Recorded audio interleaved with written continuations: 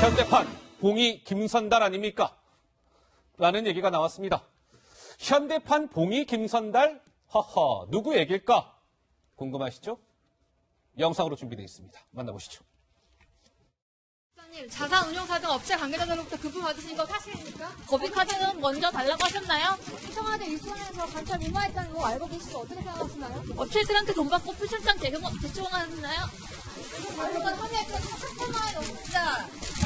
업체들한테 참여 돈 받고 인정하십니까? 풀출장 제공하셨나요? 자, 지금 논란에 휩싸여 있는 유재수 전 부산시 경제부시장 얘기로 오늘 정치데스크 시작하도록 하겠습니다. 점입 가경, 여러 가지, 지금 의혹들이 불거지고 있는데요. 김민지 기자, 이번에는 유재수 전 부시장이 책 장사했다고요?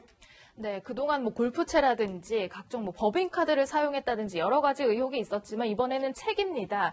유재수 전 부시장이요, 금융위에 재직 시절에 본인이 쓴 책을 업체 10여 곳에 대량 구매시킨 기록을 검찰이 확보했다는 내용입니다. 그런데요, 이 업체들은 금융위의 관리 감독을 받는 업체이기 때문에 잘 보여야 하는 위치에 있잖아요. 적게는 30건, 많게는 500건가량 이렇게 샀다고 하는데요. 어쨌든 이런 자신의 저서 강매 의혹까지 검찰에 포착된 셈입니다. 검찰은 오늘 유재수 전 부시장을 뇌물수수 또 수뢰후 부정처사 죄명으로 구속영장을 청구한 상태입니다. 아, 그래요? 오늘 유재수 전 부시장에 대한 구속영장이 청구가 됐습니까? 네, 그렇습니다. 그래요? 이거 뉴스네요. 그동안 유재수 전 부시장 구속영장 청구가 임박했다. 이런 소식이 전해졌는데 오늘 검찰이 영장을 쳤습니다. 구속영장 청구. 모레 오전 10시 반 서울 동부지법에서 권덕진 부장판사 심리로 유재수 전 부시장에 대한 구속 여부가 결정이 될 것 같습니다. 자, 그 다음 그래픽 좀 주시죠. 그런데 말이에요. 이 유재수 전 부시장이 수백 건씩 유재수 저서를 수백 건씩 구매했다. 이런 증언들이 나오고 있는데 2013년, 2015년 경제 관련 2권의 책을 냅니다. 유재수가. 근데 각각 정가가요 22,000원이래요. 그러면 하나 A 업체는 최대 500건까지 샀답니다. 그럼 22,000원짜리 500건 하면 얼마입니까? 1,100만 원까지 이제 구매를 했다는 거죠. 근데 유재수 전 부시장이 업체 대표들한테 책 사줘서 고마워요. 이렇게 문자까지 또 꼼꼼히 보내줬답니다. 글쎄요, 이 조 부장, 유재수 전 부시장의 비위는 정말 이거 무슨 책 장사 얘기까지 나오니까요. 예. 참 이런 수법이 문제가 되는 거죠. 수법이 결론적으로 얘기해서 파렴치하다 이런 겁니다. 수법이 파렴치하다. 예. 그러니까 유재수 씨 같은 경우는 2013년, 2015년 2권의 책을 각각 출판을 했어요. 그러니까요. 이때 금융위 고위 간부였는데 문제는 업체들한테 내가 이러이러한 책을 냈다. 이러고 알려줘요. 그럼 업체 측에서는 당연히 고위직 공무원이니까 책을 삽니다. 문제는 그 이후에요. 자, 책을 보내주고 책값 명목으로 받는데 문제는 내가 가지고 있는 책이 다 없다. 그러니까 보내줬던 책을 좀 다시 돌려보내달라. 바로 이 내용인데요. 지금 그래픽 내용. 그렇습니다. 그러니까 돌려받은 책들을 다른 업체에 2중, 3중으로 팔아먹은 거예요. 그러니까 2중, 3중 이득. 예, 대동강 물을 팔아먹은 봉이 김선달에 비유해서 이거야말로 현대판 봉이 김선달 아니냐 이런 이야기가 나오는 겁니다. 근데 이거는요, 정 의원님 참 생각해 봐야 되는 거예요. 업체들한테 자기 책 이렇게 강권한 것도 문제인데 그 다른 업체들한테 자기 책도 강권하려고 책 모자라니까 본인이 강권한 그 업체에서 야, 그 책 좀 다시 내놔봐. 그래가지고 그 책을 또 다른 업체에 자기 책 팔았다는 거 아닙니까? 그러니까 책을 만약에 팔게 되면 사실은 그 저자가 어떻게 계약을 했는지는 모르겠습니다만 처음 팔았을 때 그렇게 많은 이득이 생기지 않잖아요. 보통 인세 같은 걸 받잖아요. 그러니까 이제 그것을 좀 더 많은 이득을 남기기 위해 가지고 내가 책을 수거했다가 다시 또 그거를 팔게 되면 그건 100% 남는 거잖아요. 그러니까 아마 그러니까 저거는 사실은 책 장사라고 보기가 사실은 어렵죠. 그럼 뭡니까? 책 장사가? 사실상 뇌물을 받은 거라고. 사실상 뇌물을 받은 거다. 책을 빌미로 돈을 받은 것이다. 그럼요. 이렇게 표현을 하는 게 정확하죠. 그러니까 왜 뇌물이 되냐면 다 유관업체라고 그러잖아요. 맞아요. 관리 감독 하에 있는 업체들. 그러니까 사실상 저건 책 장사가 아니라 뇌물수생이라고 봐야 돼요. 그리고 오늘 이제 구속영장 청구가 됐는데요. 이런 책 문제 이런 게 다 뇌물수수거든요. 그리고 또 한 가지는 혐의가 수뢰 후 부정처사. 이런 혐의가 적용이 됐습니다. 예. 그러니까 이게 우리 전래동화에서 많이 나오는 수법이에요. 아하, 뭐냐면 전래동화. 예를 들어서 이조 판사한테 나를 어디로 보내주면 나중에 호랑이 가죽 같은 거 내가 사냥한 거를 드리겠다. 이런 민원을 하지 않습니까? 예. 네, 그러니까 어떤 자리에 보내주면 나중에 그 대가로 돈을 드리겠다. 이런 거예요. 그러니까 지금 어떤 단정할 수는 없지만 인사에 상당히 개입을 했고 인사와 관련해서 돈을 받았다. 이런 혐의도 검찰에서는 수사 중이다. 이렇게 보시면 되겠습니다. 그럼 김 교수님, 우리 조심스럽지만 예상 좀 해볼까요? 제가 유재수 오늘 전 부시장에 대한 구속영장이 청구가 됐다라고 했고 이제 모레 오전에 영장심사가 진행이 되는데 지금 불거진 여러 가지 의혹들, 비위 의혹들, 특히나 단순한 비위가 아니라 지금 뇌물 얘기가 나오고 있기 때문에 유재수 전 부시장에 대한 영장 발부 가능성은 그만큼 커졌다. 구속이 임박했다. 이렇게 봐도 좀 무방할까요? 어떻습니까? 제가 볼 때 검찰은 이미 뭐 구속영장 발부가 될 걸로 가정을 하고 좀 뭐 얘기한 것 같고요. 왜냐하면 본인이 얘기한 게 뭐냐면 받긴 받았는데 대가성이 없다는 거 아니겠습니까? 근데 대가성이 없는데 검찰이 구속영장 갖다 청구할 이유 하등이 없으니까. 그러네요. 제가 볼 때 검찰 스스로가 제가 볼 때는 상당히 많은 예를 들면 입증 자료들을 가지고 있다는 생각이 드는 거고요. 그리고 이 범죄의 성격을 보더라도 이거 누가 봐도 국민이 공분할 만한 내용이기 때문에 그러니까 혐의가 입증된다면 예를 들면 이건 뭐 제가 볼 때 논평하기도 난해한 사안들을 가지고 지금 그러니까 다른 건 몰라도 책을 판매를 해서 책은 독자들이 보고 우리 사회에서 상당히 중요한 내용인데 그 책을 가지고 예를 들면 되팔고 말고 이렇게 한다는 걸 보면서 전 이런 혐의만 보더라도 국민이 봤을 때 그러니까 유재수 씨의 범죄가 어떤 형태인지 모르겠지만 한국 사회에서 이렇게 파렴치한 형태로 입증이 된다면요. 이렇게 했다라고 얘기하는 건 전 적어도 한국 사회 금융이 국장이라는 분이 이렇게 하신다는 건 전 부끄러운 거예요. 우리나라 국민으로서 이런 공무원들이 만약에 사실이라면요. 부끄러운 것이다. 이렇게 하면 안 되는 거고 제가 볼 때 이건 엄벌해야 되는 거죠. 만약 사실이라면. 알겠습니다. 네, 그리고요. 조금 전에 이제 그 구속영장 청구에 적용된 혐의를 제가 설명해 드렸는데 영장 청구에 적시된 혐의. 하나는 수뢰 부정처사. 조금 전에 제가 이조 판서 얘기해 드렸죠. 네. 또 하나는 그냥 뇌물수수예요. 뭐냐면 3천만 원 이상의 돈이 된 경우에는 특정한 범죄를 가중해서 처벌한다는 특가법. 네. 특가법이 적용되는데 네. 그냥 뇌물수수예요. 이 얘기는 어. KTX 표, 택시비 이런 아주 자잘한 거를 소소한 합쳐가지고 것까지. 예. 도저히 빠져나갈 수 없는 돈 아주 보수적으로 계산해서 그런 걸 계산한 거죠. 이건 무슨 얘기냐? 목적이 일단 구속을 해놓고 나머지 여죄와 그리고 과연 이런 사람, 이런 파렴치한 범죄에 대한 감찰 중단을 누가 했느냐? 그러니까요. 본류로 뻗어나간다는 얘기거든요. 예. 그래서 오늘 적용 혐의만 봐도 굉장히 흥미롭습니다. 우리 조 부장께서 때마침 중요한 포인트를 짚어주셨습니다. 유재수 이 의혹의 이 본류는 무엇이냐? 청와대에서 유재수 비위를 감찰하고 있다가 돌연 중단됐다. 그 위에 누가 있는 겁니까? 지금 이거잖아요. 자, 김민지 기자. 전직 특감반원들의 뭐 증언이 나왔다고요? 네, 그런데 뜰채라는 표현까지 뜰채? 등장했습니다. 우리가 물고기를 잡을 때 다 잡은 물고기를 마지막에 이제 건질 때 뜰채를 사용하잖아요. 그렇죠. 그런데 이 감찰 중 중단 지시가 내려왔을 때 허허. 이렇게 불만이 쏟아져 나왔다는 거예요. 수사기관이 미처 알아차리지 못한 생생한 비위 혐의를 특감반이 뜰채로 건져 올린 상황이었는데도 무마가 됐다. 어떤 힘이 작동한 것이냐는 불만이 끊이지 않았다라는 얘기인데요. 당시 이제 감찰 중단 지시에 특감반원들의 불만이 얼마나 컸는지 보여주는 증언이라고 생각합니다. 저 의미심장한 증언이네요. 지금 수사기관이 알아차리지 못한 생생한 비위 혐의를 청와대 특감반원들이 열심히 활동해갖고 뜰채로 건져 올린 상황이었는데도 알 수 없는 이유로 무마됐다.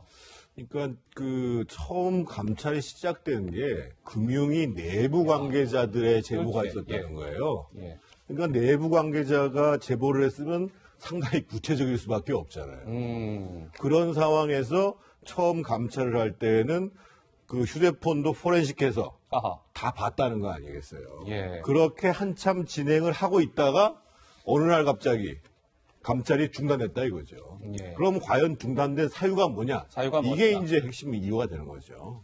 지금요, 시청자 여러분, 저희가 또 하나 좀 살펴봐야 될 대목은, 이 유재수 전 부시장이 그 금융위원회 국장을 지냈잖아요. 그 당시에 금융위원장을 지냈던 최종구 금융위원장이요, 국회 상임위원회 법사위에 출석해서 한 발언이, 글쎄요, 최 위원장님 당시에 약간 거짓 증언하신 거 아닙니까? 이런 좀 논란에 휩싸였다고 하네요. 무슨 얘기일까요? 직접 목소리로 확인해 보시죠. 추천은 위원장이었습니까? 예, 그건 제가 했습니다. 본인이 먼저 원했다기보다도 그 경력이나 그런 걸로 볼 때 당에 가면 역할을 할 수 있을 것 같아서 저희가 했습니다. 그럼 위원장 스스로 판단한 거예요? 예, 그렇습니다. 이게 무슨 얘기냐면 지금 이 유재수 전 경제부시장이 금융정책국장 재직 중에 비위 의혹으로 사표를 냈잖아요. 그리고 나서 어딜 갑니까? 국회 정무위원회 수석전문위원, 저기 1급자리라면서요. 굉장히 좋은 자리예요. 근데 저기를 가는데 아까 최종국 금융위원장이 뭐라고 얘기합니까? 저 수석전문위원 추천을 내가 판단해서 한 겁니다. 이렇게 얘기하는 거 방금 들으셨죠? 다음 화면 주세요. 그런데 금융위 전 고위 관계자 얘기는 좀 달라요. 뭐라고 얘기했느냐? 유재수가 지난해 4월 국회 정무위 수석전문위원으로 이동할 때 노란색 글자를 주목해 주시죠. 더불어민주당 요청에다 금융위 자체 판단을 플러스해서 금융위가 추천했다. 그러니까 국회 법사위에서 최종구 위원장이 내가 전적으로 판단해서 수석전문위원회 추천한 겁니다. 라는 발언과 같습니까? 틀립니까? 틀리죠? 예. 저 최종구 위원장 얘기는 현실적으로 처음부터 안 맞는 얘기입니다. 우선 먼저 좀 설명을 드려야 할 게 뭐냐면 우리가 이제 부처에 있다가 국회 수석 전문위원이라고 하면 별거 아니다고 생각하시는데 그렇지 않습니다. 그렇지 않아요? 수석 전문위원이 1급이어서가 아니라 네. 예를 들면 당의 주요 정책들을 입안할 때 기초적인 검토를 구분이 합니다.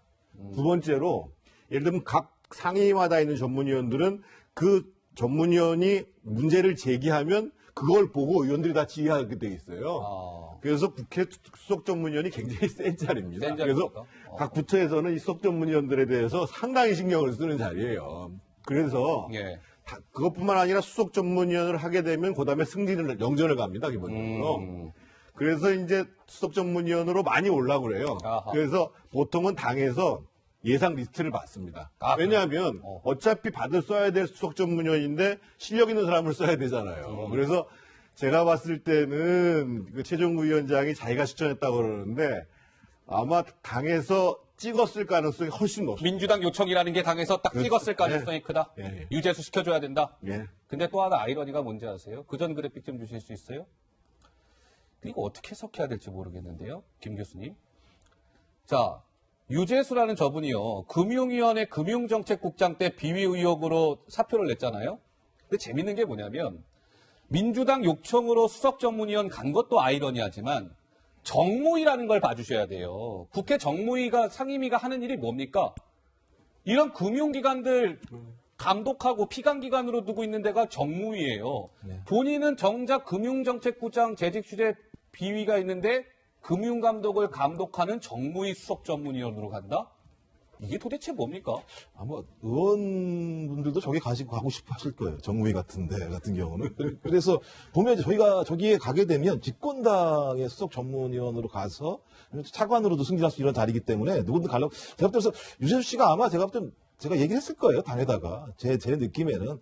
당에서 그걸 받아 안아서 옛날 관계도 있고 이러니까 상황이 있으니까 좋다. 청구하겠다고 얘기를 했던 것 같고요. 그런 과정에서 분명히 된 거니까 제가 볼 때 이건 누가 보더라도 이 특례이고 특혜가 발동할 수밖에 없는 상황이에요. 예. 제가 아무리 봐도 왜냐하면 금융위 사표 내고 75일간 병간했는데 징계 없이 사표 수리해주고 그다음에 그것도 남들 다 가고 싶어하는 정무위 수석 전문위원으로 가고 그다음에 다시 부산에 가고 뭐 이런 식의 라인들을 밟았다고 얘기하는 건 누가 뭐라고 하더라도 그것이 뭐 유재수 개인의 자기가 예를 들면 로비를 해서 했건 여가 상관없이 그것을 수용해주는 민주당이 적어도 민정비서관이 금융위에다가 문제가 있을 거라고 전화까지 했음에도 불구하고 수석 전문위원으로 요청을 했다라고 만약에 얘기가 된다면 그래서 검증이 안 된 상황이라는 거이거나 아니 그것을 알면도 불구하고 자기 사람이니까 용인해줬다라는 부분이기 때문에 제가 볼 때 이거는 전반적으로 제가 볼 때 상당히 많은 의구심들이 들 수밖에 없는 상황들입니다.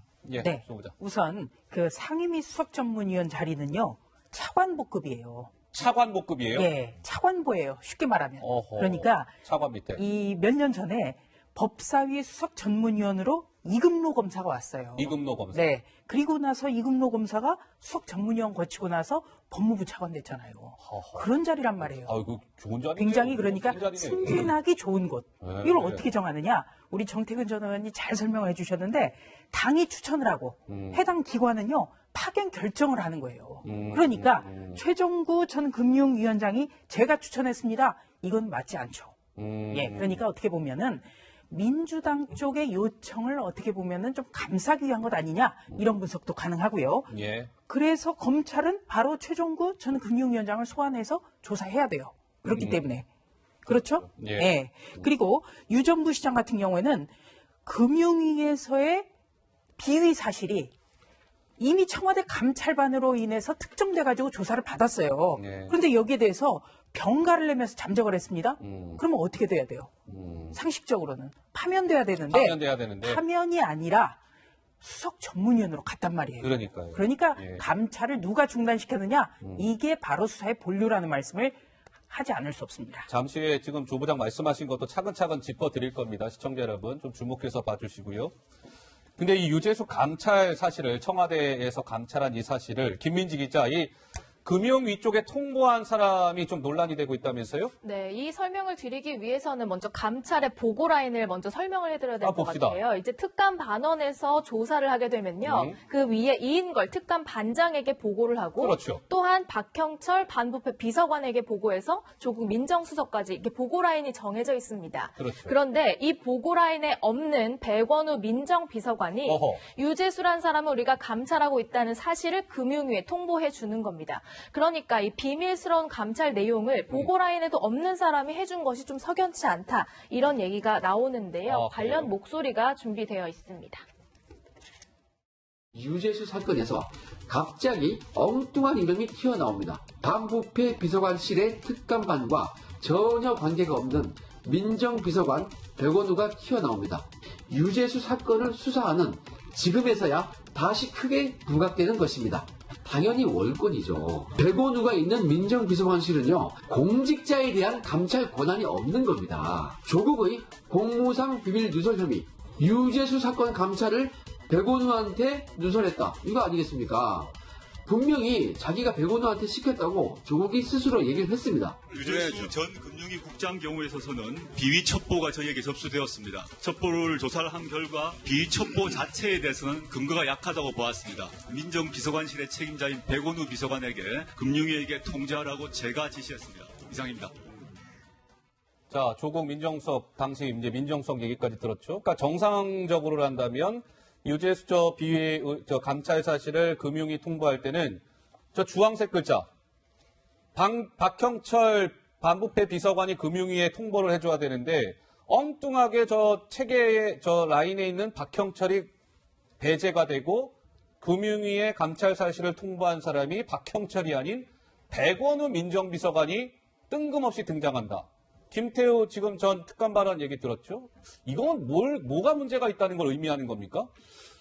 거기에 더한 게 또 하나 있습니다. 그때 어떤 감찰 사실을 통보하면서 개인적인 비위라고 얘기를 했거든요. 예. 그런 거 봐서는 일단 반부패 비서관실이 정상적으로 작동하지 않았다라는 것이고 이것을 감찰을 중단시키는 과정 속에 조국 당시의 민정수석 이상의 손들이 작용을 했을 것이다. 조국 이상의 보이지 않는 손. 그런 추측들이 충분히 가능한 거죠. 그러니까 정상적인 라인으로 진행을 안 하는 거예요. 아, 그러니까 박형철을 건너뛰고 백원우 민정비서관이 금융위 통보한 거 아니냐. 이제 이런 의혹인 건데요. 조 부장이 손 드셨습니다. 네, 우선 이런 비위 사실은요. 담당자가 문서로 하게 돼 있어요. 아, 문서로? 네. 예. 그런데 박형철 비서관도 아니고 백원우 민정비서관이 전화를 해요. 이거부터가 잘못됐죠. 문서로 안 하고 전화로 했어요? 네. 허허. 그거부터가 문제인 거예요. 네. 왜 전화를 했느냐? 왜 공식적인 문서로 하지 않았느냐? 증거를 안 남겼잖아요. 그러니까 나중에 국회 수석 전문위원으로까지 간 것 아니냐? 이런 것도 논란이 될 수가 있고요. 예. 두 번째로는 조금 전에 조국 당시 민정수석이 이야기를 했어요. 백원우 비서관에게 금융위에게 통지하라고 제가 지시했습니다. 네. 그러면 백원우 비서관과 조국 전 민정수석도 이번 동부지검의 수사 라인이다. 수사를 받아야 된다. 이렇게밖에는 볼 수가 없고요. 예. 또 한 가지는 김태우 전 수사관이 작년 이미 지난 2월에 폭로했던 내용이에요. 근데 이게 다 맞아가고 있다는 거예요. 다 사실로 드러나고 예. 있다. 그러니까 김태우 전 수사관이 지금 나와서 저렇게 유튜브 방송까지 하는 것 아닙니까? 그러니까 청와대 산 권력에 대한 의혹을 제기한 사람이 아무런 지금 해도 입지 않고 저렇게 활동하고 있다는 것, 이것만으로도 어떻게 보면 전직 검찰 수사관 한 사람의 폭로가 지금 청와대를 꼼짝 못하게 하고 있는 것. 이거 자체가 굉장히 위중한 거죠. 근데 그 하나하나 유재수 전 부시장의 그 과정이요, 시청자 여러분. 석연치가 좀 않다 이런 지적이 나옵니다. 유재수가 아니었으면 이거 가능했을까 이런 건데요. 자, 금융위원회 금융정책국장 때 비위 그 감찰 받다가 사표 내잖아요. 아까 잠깐 말씀이 나왔습니다만 75일 동안 이 유재수라는 분이 병가를 내요. 이거 75일 동안 병가 낼 수 있습니까? 비위 의혹에 지금 감찰을 받고 있는 사람이 당장에 파면 조치를 하죠. 근데 유재수라는 이분은 75일 동안 그냥 병가 내고요. 징계도 없이 사표가 그대로 수리가 돼요. 그 다음 좀 전에 정무위 수석전문위원으로 1급자리로 가요. 비위 의혹에도 민주당 요청이 있었던 거 아니냐. 지금 이런 의혹 좀 전에 짚어드렸죠. 그 다음에 이분이 또 어디 갑니까? 부산시 경제부시장으로 가요. 아니 수사 대상이 돼야 될 분이 오히려 또 영전에서 부산시 경제부시장으로 점프를 해요. 글쎄요. 유재수가 아니었다면 점점점. 김 교수님 어떻게 보십니까? 일단 제가 볼 때 상황을 보게 되면 저는 좀 민정수석실 라인이 공사가 혼재했다라는 느낌이 많이 들어요. 그러니까 제가 볼 때 이런 상황이라면 백원우 민정비서관이 유재수 씨랑 개인적인 관계가 분명히 있었을 거라는 생각이 드는 거고 이게 공사가 혼재돼 버린 상황인 거죠. 그러니까 이 문제에 대해서 만약에 조국 전 민정수석 말대로 근거가 약한 것이라고 얘기했다면 이번 검찰 수사 결과에 나왔을 것이 사실이라고 얘기한다면 본인이 무능이거나 민정수석실의 아무런 감찰 기능이 상실했다라고 하는 것을 확인할 수 있는 측면이 하나 그런 셈이네요. 예. 또 하나는 뭐냐면 일단 다 아시겠지만 대통령의 수행비서를 했다라고 얘기하는 건 상당한 권력자와 가장 근저에 있기 때문에 그 자체만으로도 상당히 많은 큰 힘을 갖게 되는 상황인 거죠. 그렇다면 당연히 대통령과 만나려고 하는 많은 사람들이 소위 유재수 씨를 통해서 만나려고 많은 노력들을 했었겠죠. 그런데 이거 두 가지겠죠. 하나는 뭐냐면 실제로 유재수 씨가 그런 네트워크를 통해서 그런 힘을 발동했거나 아니면 그런 네트워크가 없음에도 불구하고 그런 관계를 아는 사람들이 유재수의 말에 의해서라도 예를 들면 그렇게 했거나 저는 그것이 검찰 수사 과정에서 밝혀야 되겠지만 어떤 형태로든지 제가 볼 때 유재수 씨가 자기의 권한과 무관한 형태의 권한을 행사해서 다양한 것들 같은 이득을 얻었다라는 측면으로 저는 확인하실 측면이 분명히 있는 것 같고요.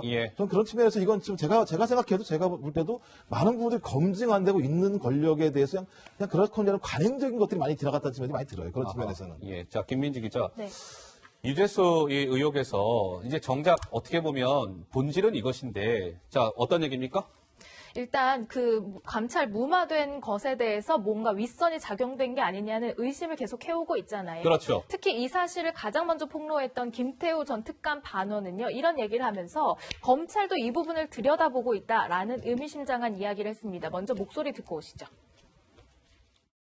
유재수 사건을 감찰 무마했다. 이게 중요하고요. 그걸 총책임자 조국이 지시하지 않고서는 불가능하다는 건데 거기서 그치지 않고 처음에 휴대폰 포렌식과 유재수 대면 조사를 지시했던 그 조국이 다시 감찰 중단을 지시할 때에는 조국도 누군가로부터 지시를 받은 거다. 이게 합리적인 의심이지 않겠습니까? 검찰도 그 조국의 윗선을 지금 규명해보고 있는 것이고요. 그런데 거기서 또 그치지 않고 청와대의 권력 핵심에 있는 그 누군가가 이제는 이 유재수를 감찰했던 이 특감반이 괘씸하니까 이 전체를 해체해버렸다. 이러한 의혹까지 가지고 있는 것입니다. 사실로 밝혀진다면요. 이게 나랍니까?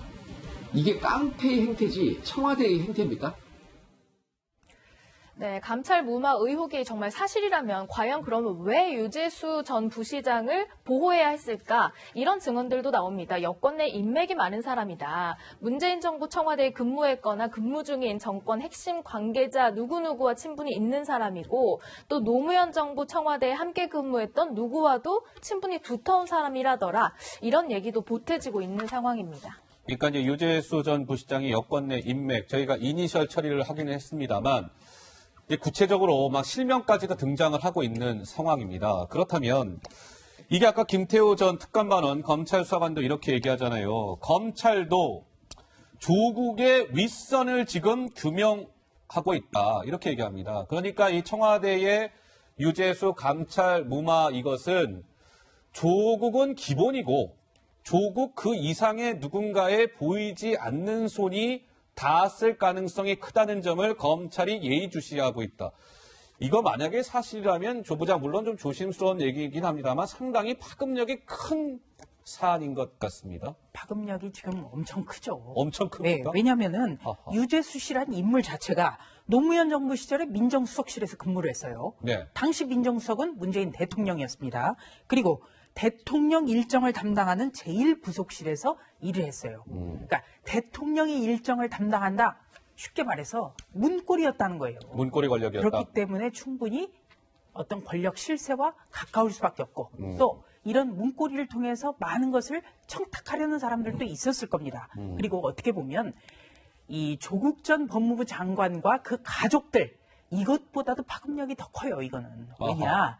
이 조국 전 장관 같은 경우에는 장관이 되기 전, 민정수석이 되기 전 이런 그 문재인 정부 출범 이전의 상황까지 합쳐져 있는 부분이 있죠, 분명히. 예. 그런데 이 유재수 씨 같은 경우에는 문재인 정부 출범 이후의 사건이란 말이에요.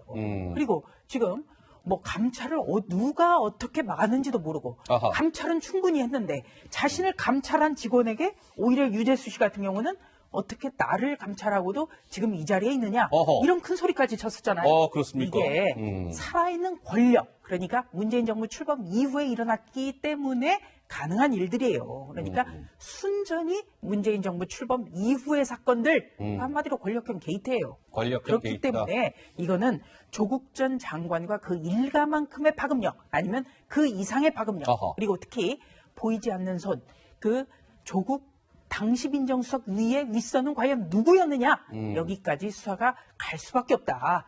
그렇기 때문에 우리는 예의주시할 수밖에 없다. 이 점을 다시 한번 강조드립니다. 이런 상황에서 유재수 전 부시장이요.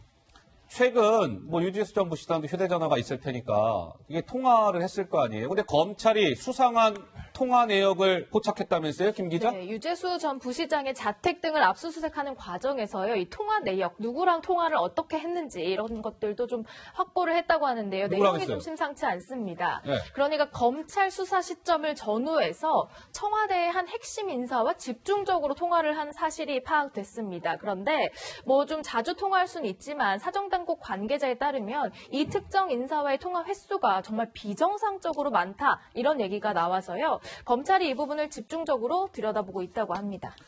글쎄요, 최근 통화 내역이니까요. 이게 그러니까 이제 유재수 여러 가지 의혹에 대해서 검찰의 수사가 시작되고 이 전후에서 청와대 한 핵심 인사와 유재수 전 부시장이 집중적으로 통화한 사실이 파악이 됐다. 심심해서 통화하지 않았을 테니까요, 저분들이. 근데 만약에 사실이라면. 저건 좀 이상한 것 같아요. 왜냐하면 예. 유재수 본인이 상당 부분 예를 들면 혐의에 대해서 인정했지 않습니까? 대가성 없다고 얘기했었고. 예. 근데 저렇게 특정한 한 사람하고 계속 통화를 한다라고 얘기하는 게 저 상식적으로 좀 이해는 안 되는 측면이 분명히 있고요. 어허. 오히려 그것을 감추려고 했다면 그렇게 통화를 계속 많이 해서 감추려고 했을까라는 생각이 좀 들긴 합니다. 그런 부분들에 대해서는. 예. 하지만 여하가 상관없이 본인이 구명을 하기 위해서 그 구명 과정 속에서 전화를 많이 했다라고 하면 분명히 얘기가 되는 거고요. 그렇다면 확인할 건 뭐냐면 그 내용 자체가 솔직히 무마를 위한 청탁력 통화인 건지 그리고 그 사람이 그 내용을 듣고 나서 그 압력을 행사해서 그 문제가 어떻게 된 건지에 대해서 좀 확인할 필요는 분명히 있을 것 같아요. 예, 하지만 예. 제가 볼 때는 유재수 씨가 저렇게 계속 통화를 많이 했다는 얘기는 상당히 큰 문제가 있을 거라고 본인이 판단을 했을 것 같고 뒷감을 그 하고. 문제에 대해서 구명을 하려고 분명히 했다라는 생각은 분명히 들고요. 예. 그런 측면에서 이 파장이 개인 비리의 문제인 건지 실제로 아니면 아하. 말씀하셨듯이 많은 과거에 있었던 그런 그 네트워크를 활용해서 같이 그런 것들이 벌어졌는지에 대해서 저는 이것이 빨리 좀 검찰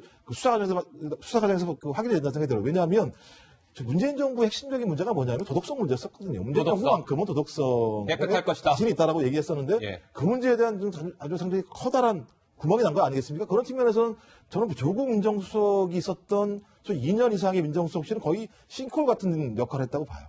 인사검증도 안 된 거고 감찰도 안 된 거고 그래서 그 문제가 대부분 다 예를 들면 문재인 정부의 문제점으로 등장하고 있었기 때문에 예. 저는 그런 차원에서라도 뭐 조국 지금 교수 문제는 다시 지금 검찰이 수사를 하고 있지만 예. 유재수 씨의 문제만큼은 좀 철저하게 검증해서 저는 도덕성이라고 하는 부분에 대해서 정확히 좀 선을 그을 필요가 있을 것 같아요. 문제가 있다면 엄중하게 처벌받아야 되겠지만 저는 빨리 조사해서 문제가 없는 부분들을 빨리 털어내지 않게 되면 저는 이 문제가 아까 우리 조 부장님께서 말씀하셨던 것처럼 정권 이후 내내까지 갈 수밖에 없는 사안이기 때문에 저는 이건 빨리 정리를 해야 된다고 가야 생각합니다. 된다. 네. 예.